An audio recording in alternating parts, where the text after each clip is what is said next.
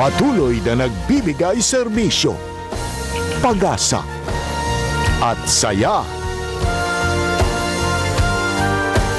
GMA Regional TV, kapuso ng bawat Pilipino.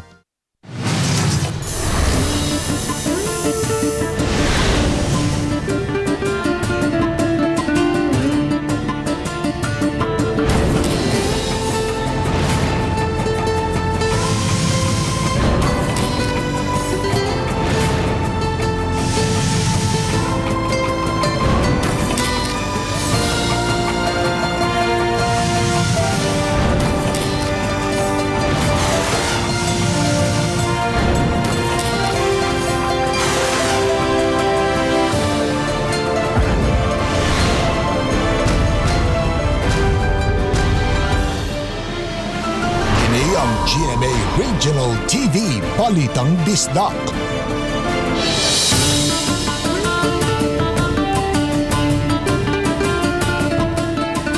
Mayong hapon, kini ang inyong GMA Regional TV, Balitang Bisdak. Ang bugtong kasaligan, kasadigan o karangpan sa mga Bisaya. Ako si Bobby Nalsaro. Nga maghatod sa ring dako og mga nagunang balita nga mahinungdanon sa Central ug Eastern Visayas. Ako si Alan Domingo.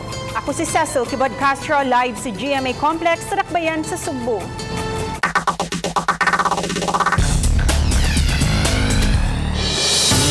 Sa pagsugod sa Bear Month, gipahimangnuan ng publiko o ingon man mga establishment nga magmatngon batok sa mga kawatan. Nahulikam kining usa ka kawatan nga nagpakarong ingnong customer sa usa ka milk tea shop sa Barangay Lahog, Dakbayan sa Cebu.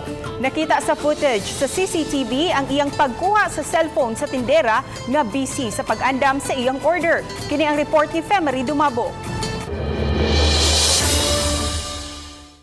Sa post sa usa ka netizen sa social media sa kuha sa CCTV footage, makita kining lalaki nga nag-itom og t-shirt nga nagpakaron ingnon nga customer.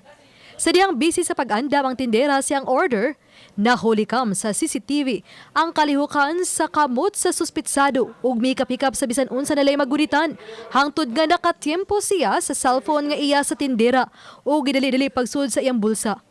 Sa post, gilagway sa netizen ang kamaayong madistract sa lalaki. Nakano sab sa CCTV ang pakikistorya-istorya sa suspitsado sa tindera nga susamaragway na hitabo. Sa pagtalikod og balik sa tindera, milakaw raw usab dayon ang suspitsado ug wa na gani kuha pang iyang order. May pipila nga nag-message sa uploader nga nagpahibaw nga nabiktima usab sila sa tao nga susamag pamarog og estilo sa pagpangawat. Nimando ng Cebu City Police Director sa pagsusin ini. Para ma-identify po dayon kung kinsang ma-profile ang kinsay nakasali siya to. Pahimangno sa kapulisan ngadto sa publiko ug sa mga establishmento nga mas magbinantayon karon gikan sa mga nakadayang klase sa mga kawatan, ilabi na ning panahon sa Bear Months. Taliwala sa problema sa COVID-19, usa na usab kini sa mga gitutukan sa kapulisan. Mga salisi, inyuhang mga butang, kung mugawas man mo, bantay gyud kay namo nagi mga tao nga mo take advantage sa opportunity nga. Uban ni Rod Prado, ako si Femery Dumabok. Balitang Bisdak. Mga PUG drivers sa Dakbayan sa Lapu-Lapu mityabaw kay ang ruta sa Sugod Danao ang gihatag kanila inay Lapu-Lapu Mandawi lang. Si Luan Mirondina sa report.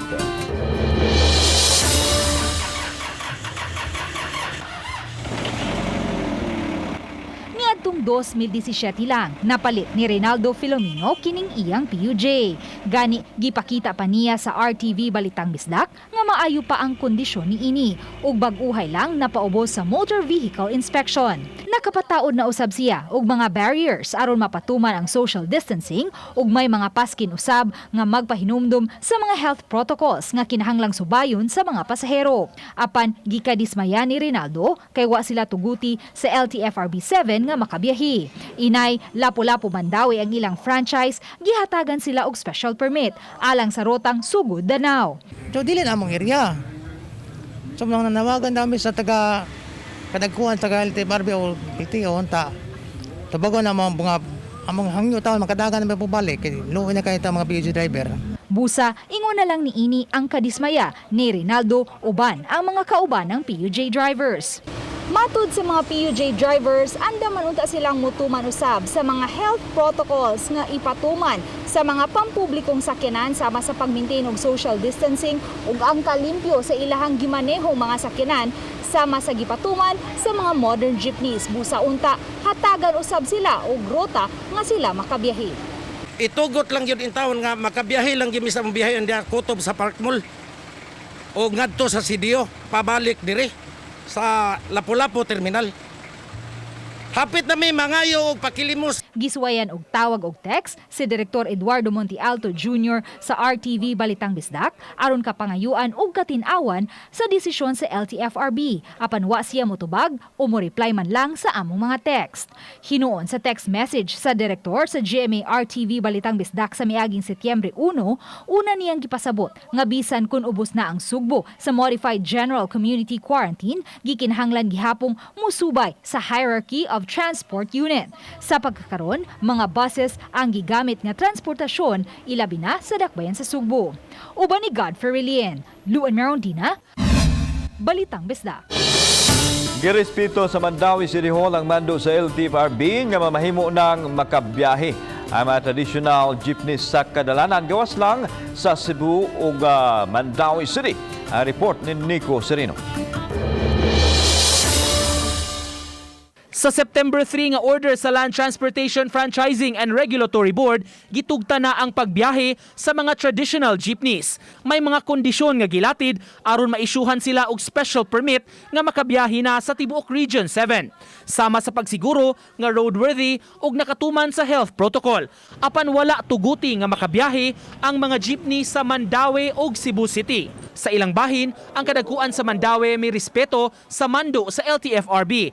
Dili na sila mo apilar kay mag-agad sa buhatan. Gidawat lang natuno ang memo sa LTFRB, posibilidad nga sa ilahang pag-survey ug pagtan-aw diri sa tuang duha ka dakbayan na ka-come up sila anak nga rule. Gipasabot hinuon ni Ibanez, doon na may mga buses nga nagbiyahian sa kadalanan sa Mandawi.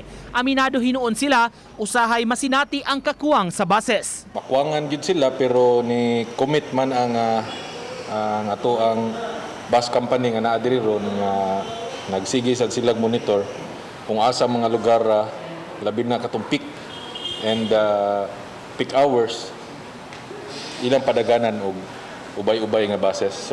Si Ginang Sandra taga Mandawi, malaumon nga makabiyahe pagbalik ang mga public utility jeepney. Okay raman kuno ang buses apan usahay magkuwang. Lisod sad kay ang jeep mas daghag biyahe kaysa kuan. Kaysa kanang tingalig bus murag point man na. Magkuan jud kag time hindi ka malate. Sayo jud ka. Saan sa man? Musakay bus. Oo. Napunay daghang jeep. Makasakay kay kadayon. Uban ni Cleofer Lumayag, Nico Sereno, Balitang Bisdak. Human sa 167 ka adlaw nga lockdown sud sa Talisay City Jail, formal nang napahigayon ang changing of the guards sa Talisay City Jail male ug female dormitory. Sa wala pa gipahigayon ang changing of the guards, kining 34 ka mga BGMP personnel ang gipaubos sa swab test, quarantine ug medical evaluation.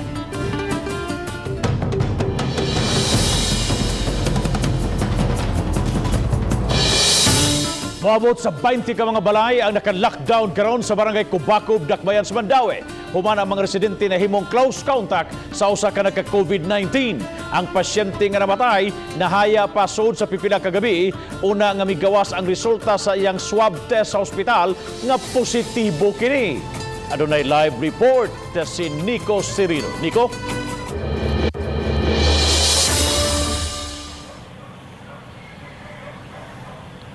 Yes, Bob, nakapaukay kinin hitabo sa barangay Kubacob kundi usa ka tawo nga namatay sa COVID-19 ang gibilaran sa mga mulupyo sa maong dapit. Kuha kini sa pagbisita sa taga Mandawi CDRRMO sa Purok 4, Barangay Kubacob nunod sa kumpirmadong kaso sa COVID-19.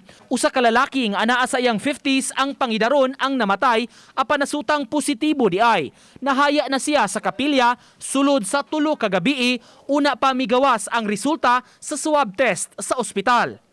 kaya ang tanan kay nahaya man lagi nila niyang ilagong gihayaan dili man mismo sa ilang balay dito man gihaya mga 50 meters or so away from their house daghang ang lugar no is daghang nagpundok-pundok na mga balay. Tungod sa nahitabo, moabot sa 200 ka mga tao ang under monitoring sa maong dapit. Ang uban kanila nakabisita sa haya. Moabot sa 20 ka balay ang naka-lockdown karon. Apan pasabot ni NTC, dili tanan ang ilang na swab kay gi-prioritize ang first generation contacts. Usa niini ang nagpositibo gyud anak sa namatay. Just cannot arbitrarily swab everyone. We do not do that. So we classify them as first generation contacts and second generation contacts. Only the first generation contacts were swabbed, meaning the immediate members of the household. Nang hinaot si NTC sa proper coordination kun na-swab ang usa ka tawo ug pending pa ang resulta niini. Aron mahanay ang mga lakang sa dakbayan ingon man sa pamilya. It's just most unfortunate that the relatives, particularly the wife, was not informed that there was swabbing done. Institution who are conducting swabbing operations give ample advice to the patient or to the family of the patient as to what to do after swabbing is done. That they should maintain home or they should go into a self-isolation.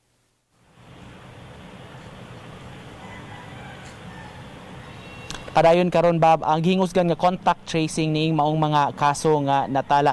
Ingon man ang pag-monitor sa status ni adtong mga tawo nga nagpuyo sa mga balay nga gipang lockdown. Bob. Dahil salamat Nico Serino sa imong live report. Plano sa Dakbayan sa Sugbo nga i-institutionalize na ang bago lang na umol nga task force kasaligan nga moabag sa kapulisan. Samtang andam na i-deploy ang mga bagong recruits. Ano ang report? Sila ang mga bagong recruits sa Cebu City Police Office nga mulangkob sa Task Force Kasaligan. Moabag sila sa tahas aron masigurong mapatuman ang disiplina sa publiko niing panahon sa pandemya. Bansayon usab sila sa contact tracing alang sa posibleng mga nataptan sa COVID-19. Mga batanon sila nga adunay background sa criminology o medical-related courses. Suma ni Police Brigadier General Albert Ignatius Ferro, ang Regional Director sa PRO7, nga dako kaayo ang matabang sa Task Force ilabi na nga mauli na ang mga augmentation gikan sa ubang mga rehiyon. They are all Cebuano speaking. They could be more effective in telling our communities that we should stay at home if we have no business at all, or maintain the minimum health standard. Ang Task Force Kasaligan gipunduhan sa City Government nga mulanat ang ilang serbisyo hangtod sa Disyembre diin gamiton sa anti-criminality campaign sa kapulisan. Mato ni Atty. Ray Galon, ang tigpamaba sa mayor nga posibleng i-institutionalize ang task force apan ipaagi pa sa konseho. Only we can sustain this project, and also the mayor has made it a point that we will institutionalize task force Kasaligan not only for purposes of COVID but for anti-criminality as well, side by side with our PNP. I hope that this crusade is jump-start here in Cebu. We are happy to author it, and it might be spread throughout Central Visayas and maybe the other Visayas. And we could have a one Visayas voice. Kauban si Marlon Melgaso, ako si Alan Domingo. Balitang Bisdak.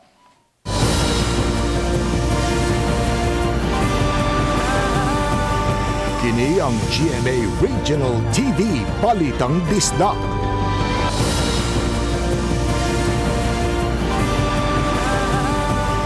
Kini ang GMA Regional TV Balitang Bisdak.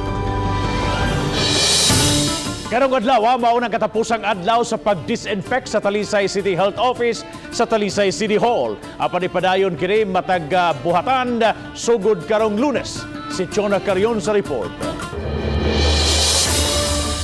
Aron pagsiguro sa kaluwas sa mga kawani o sa mga bubisita sa Talisay City Hall, gipahigayon na usab ang pag-disinfect kaganihang buntag. Matag opisina, tag-sa-tagsang gidisinfect hangtod na sa labi. Sukad sa pagsaka sa kaso sa COVID-19, sirado ang Talisay City Hall matag adlawng Biyernes aron igahin kini nga adlaw sa pag-disinfect. Karon ang katapusang Biyernes na magpahigay ng pagdasantan ang mga sakop sa City Health Office sa Talisay City Hall.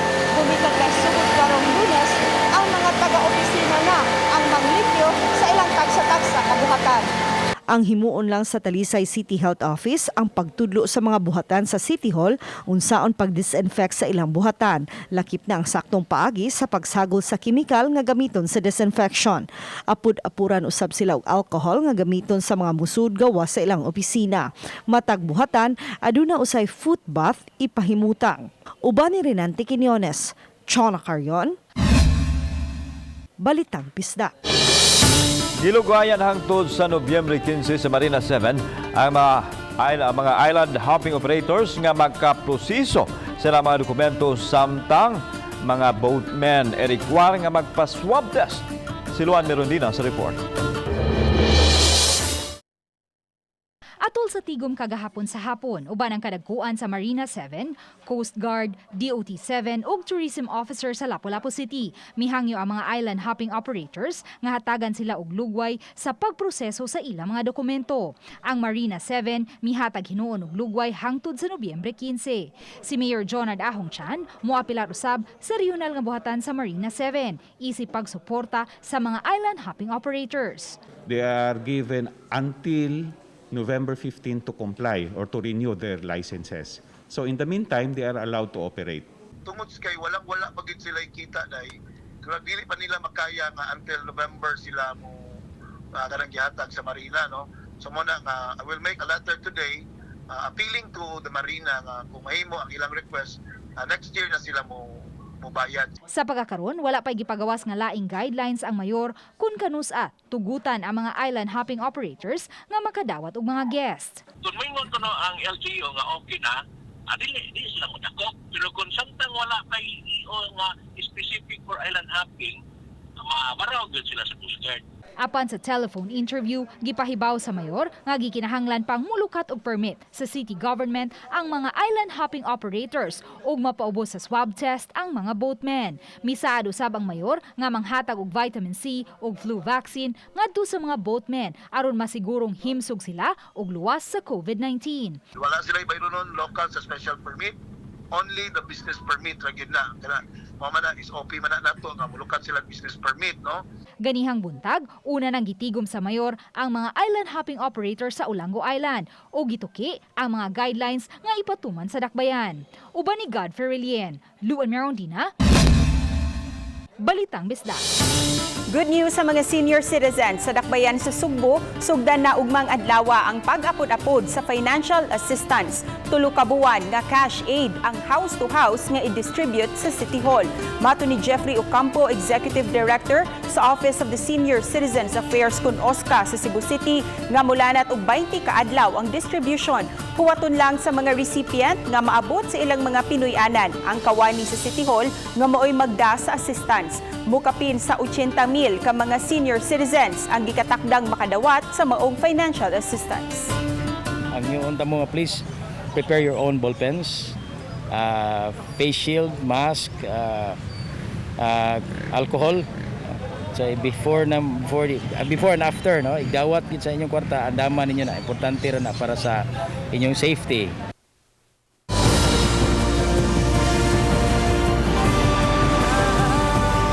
Kini ang GMA Regional TV Balitang Bisdak.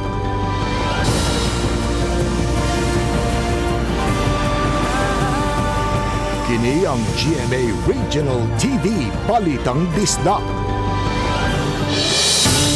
Nagmalampuso ng surgery ni Cebu City Mayor Edgardo Labilla sa iyang gallbladder. Sumapa sa iyang tigpamaba nga nagpaalim na karon sa tambalanan ang mayor human makuha ang bato sa iyang pantog. Gani gikatakdang mubalik siya sa iyang trabaho karong Lunes aron mapadayon ang iyang serbisyo. Sa yun ni kasamtanga nga giagwanta lang una sa mayor ang gihambi ning batian aron makatutok sa suliran nga hatod sa pandemic. Apan dihang gipaubos ang quarantine status sa syudad, nakahukom ang mayor nga magpaopera na.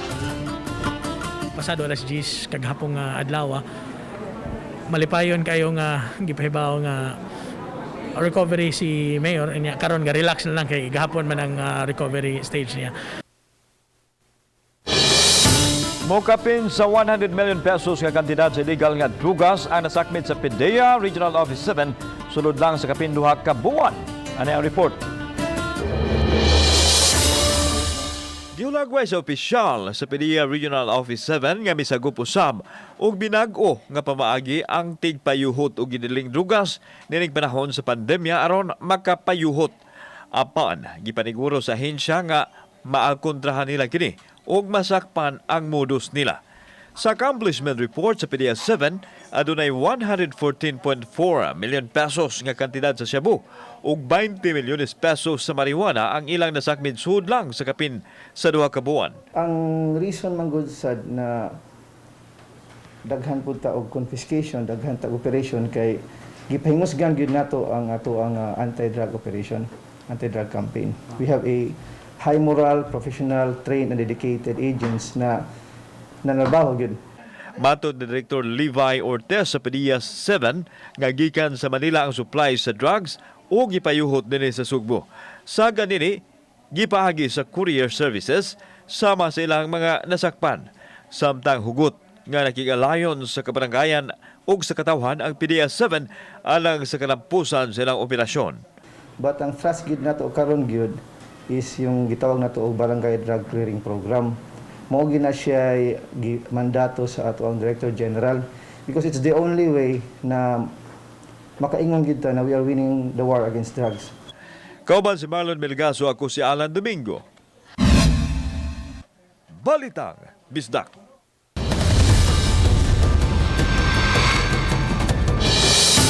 Sa pag-igo sa COVID-19, usa sa labing apektado ang sektor sa turismo ug sa mga nanginabuhi niini. Ani ang istorya sa usa ka taga Lapu-Lapu nga nagsalig unta niini apan mihimo karon og laing diskarte aron makatabang sa iyang pamilya. Ang report ni Nico Sereno. Wa magdahom si Raquel Antigua nga tungod sa COVID-19, mabag-o ang dagan sa iyang trabaho ug negosyo. Consultant ug board of directors siya sa usa ka kompanya nga nagtanyag og underwater attraction sa kauluhan ug dinhi sa Sugbo. Duna sab siya gibuksan nga travel agency nga nagtanyag og lain-laing tour packages. Apan ang tourism industry ang usa sa mga labing naapektuhan sa pandemya, butang nga gikalisdan niya pag-ayo. Totally twist 360 degrees. Kaya wa jud ka nag-expect. Then, like I have my family to feed, I have my mom nga masakiton. So I have to find ways. Nakadesisyon siya nga mubalik sa iyang passion, ang pagluto. Sa iyang balay ra siya magpreparar sa iyang produkto nga iya ra sab specialty o kanunay nga hikayon sa mga family gatherings. Usa na niini ang iyang baked macaroni nga iyang ginegosyo karon. Gawa sa baked mac, laing produkto niya ang embutido, ingon man blueberry cheesecake, tanan homemade. Nakatabang pa sa imuhang kanang sige huna-huna og naunsa na. So at least nakatabang sad sa imuhang adlaw nga pagkaon. Makapalitra, mabuhi ra jud basta lang maningo ka. Basta lang muliho. Hands-on si Antigua sa negosyo, siya mismo ang mo-deliver ngadto sa iyang mga customer. Ug kundi na maato, may gitap sab siya nga mga riders sa ilang subdivision nga maoy pahatdon. Tabang sab kini kanila panginabuhian niining panahona. Wa pa man matapos ang issue sa COVID-19, apan paniguro niya padayon lang sa pagtuo og paningkamot kay magbunga ra gyud kining tanan. Diskarte niya salig sa Ginoo. Wow ra jud na, pray lang gyud.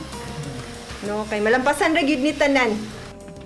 Uban ni Godfrey Relien, Nico Sereno, Balitang Bisdak.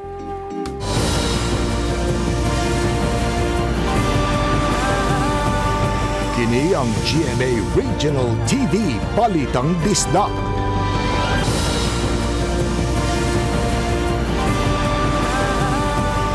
Kini ang GMA Regional TV Balitang Bisdak.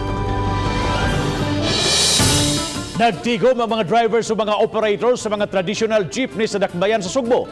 Gipadayag nila ang ilang hangyo ngadto sa city government aron matabangan nga matugutan na sila sa LTFRB nga makabiyahe na. Sanglit gituyo og gitulgot man ang ubang mga dapit sa nasod nga makabiyahe na mga PUJ. Apan ang Cebu ug Mandawi wa pa man suma sa mga sakop sa transport sector nga nag-ilaid na sila sa tumang kalisod human makulban og kaldero.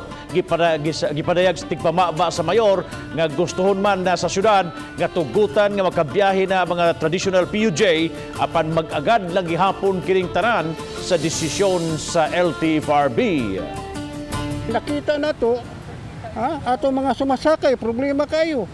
Atong mga negosyo, dili kayo wa kayo mga customer tungod sa kakuwang sa sakinan kung sa jeepney.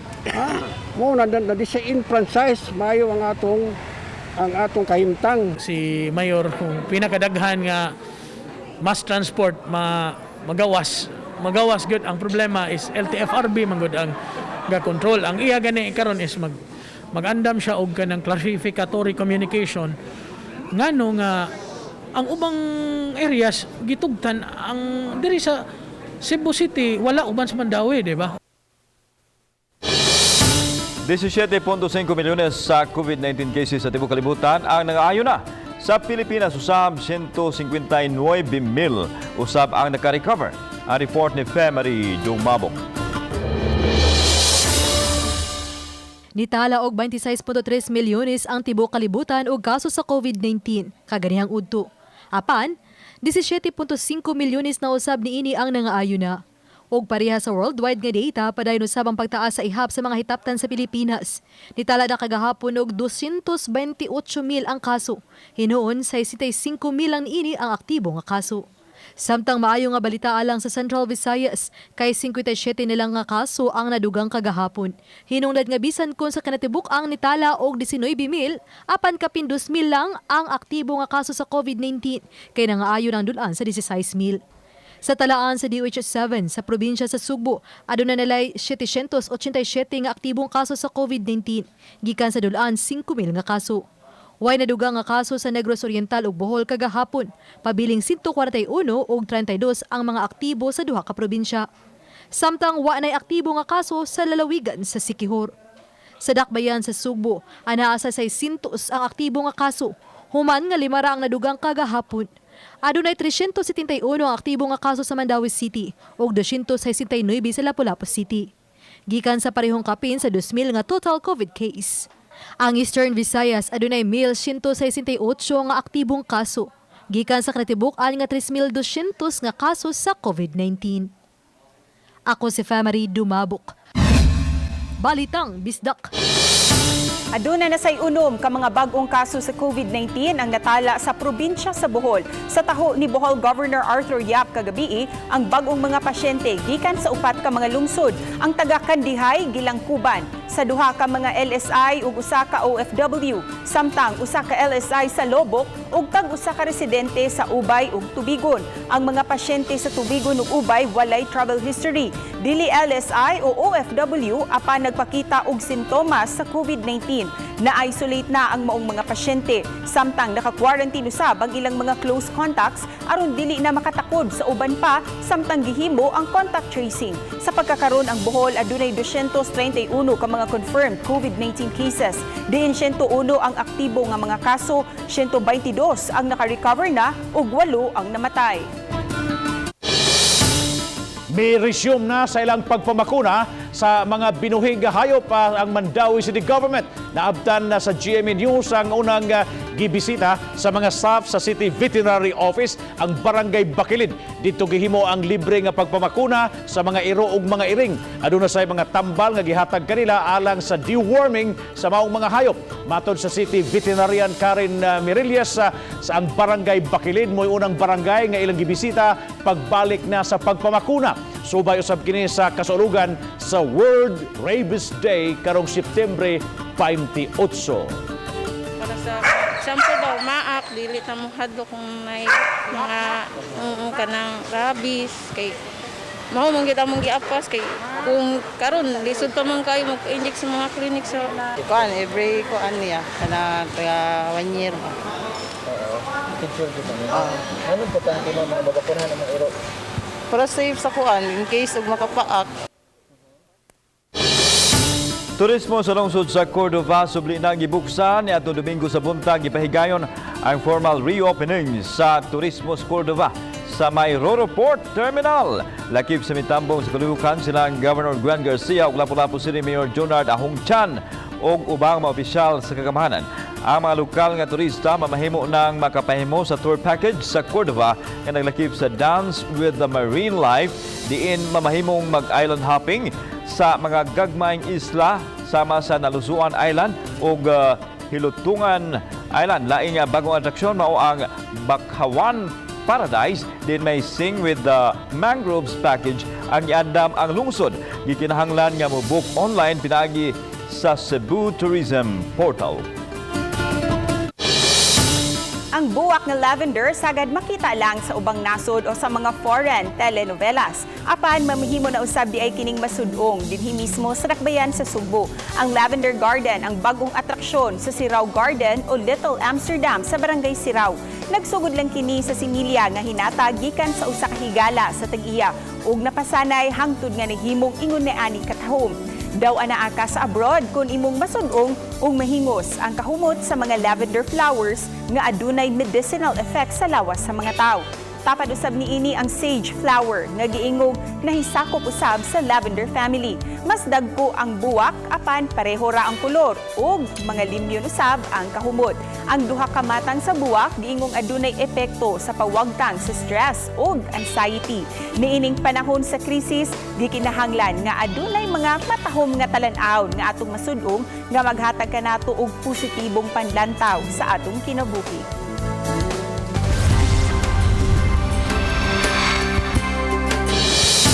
Barangay Kalunasan sa siyudad sa Cebu gibisita sa GMA Regional TV nunot sa gipahigayong Kapuso Barangayan on Wheels kaganihang buntag. Ang report ni Femery Dumabo. Di muminos sa kagatos ka mga residente nga sakop sa urban poor sector sa Barangay Kalunasan, Cebu City. Ang napalipayan na usab sa Kapuso Barangayan on Wheels. Daghan kanila ang sayo nito nga aron makasalmot sa kalihukan ug may nitong gidawat sa mga kapuso dito sa Kalubihan Gym. Nakadawat sila og tag usa ka bag nga puno sa mga utanon. Atol sa distribution, gisiguro sa team nga ang tanang nalambigit sa kalihukan nagsunod sa safety protocols. Sama sa pagsulob og PPEs ug pag-disinfect sa lugar, lakip na ang mga beneficiaries. Ang GMA Regional TV Balitang Bisdak teams ning voluntaryo sa pag-repack sa mga relief items ug nagbutaw og mensahe sa paglaom. Gani mapasalamaton og sobrang kalipay ang gibati ni Wendelin sa sitio Kalubihan sa pagbisita sa GMA Regional TV. Mga utanon nga gihatag sa Regional 7 sa GMA, dako kayong katabang sa among panlawas. Labi na sa akong mga anak. Para layo sa kuan baka nang sakit gani. Daghan pa unyang mga barangay ang bisitahon sa Kapuso Barangayan on Wheels. Isip pagtimaan sa ika-70 katuig nga anibersaryo sa GMA Network. Uban ni Philip Patricio, ako si Femery Dumabok. Balitang Bisdak. Mga kapuso, inyong makita kining mong episode sa official website sa GMA Regional TV sa www.gmaregionaltv.com. Bisitaha usab ang atong official YouTube channel GMA Regional TV o i-click ang subscribe button alang sa mga init ug mga nagunang mga balita ug kasayuran gikan sa mga rehiyon. Daghang salamat sa mga kapuso nato apil na sa kawasan nasod nga nakisayod sa mga dagko ug mga nagunang balita sa rehiyon. Ako si Alan Domingo. Ug gikan namong tanan dinhi sa Central ug Eastern Visayas, ako si Cecil Kibod Castro. Ang inyong balita, ang among balita, kay matag lokal nga balita mahinungdanon. Kini ang inyong GMA Regional TV Balitang Bisdak. Buong puso para sa Pilipino. Ako si Bambi Del Saro. Maayong hapon mga kapuso and happy weekend.